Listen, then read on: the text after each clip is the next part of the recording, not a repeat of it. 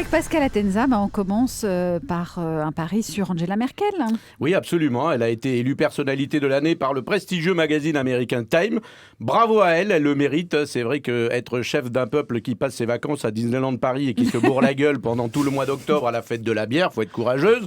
Du coup, Merkel en couverture du Time avec sa coiffure, sa veste marron et son chemisier à fleurs mauve.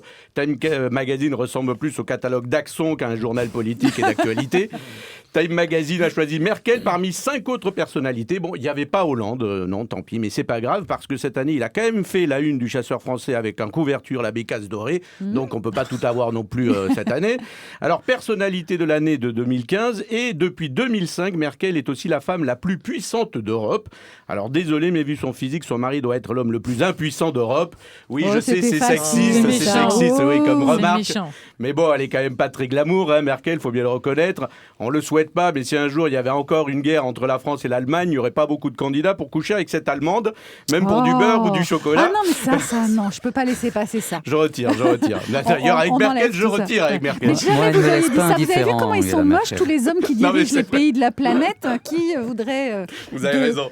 C'est vrai, vous avez raison. D'ailleurs, c'est bien connu, ce sont les statistiques, j'invente rien. Les Allemands ne font pas beaucoup d'enfants.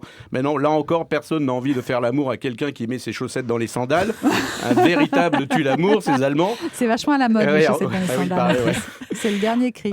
En plus, elle vient de l'ex-RDA. C'est là où il y a eu le plus grand scandale sportif lié au dopage. Vous le savez, on n'a jamais su si les athlètes est-allemandes, c'était des hommes ou des femmes. D'ailleurs, celles qui ont été convaincues de dopage, elles ont été priées de rendre les médailles et les testicules. Le scandale des athlètes est-allemandes, c'est un peu comme le scandale Volkswagen. Ce sont de grosses Allemandes dont on a rectifié le pot. Voilà, c'est un peu pareil. Oh, ce qui a marqué Angela Merkel, c'est la chute du mur de Berlin. Et oui, alors elle y était vraiment parce que vous vous en souvenez peut-être lors du 20e anniversaire de la chute du mur de Berlin, tout le monde a dit qu'il y était.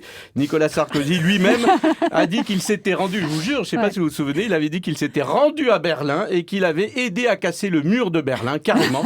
Vu sa taille, il a dû casser que la plainte. Le mur de Berlin, appelé aussi le mur de la honte, mais moins honteux que ceux redécorés par Valérie Damido. Alors, Time Magazine s'est aussi penché sur sa jeunesse.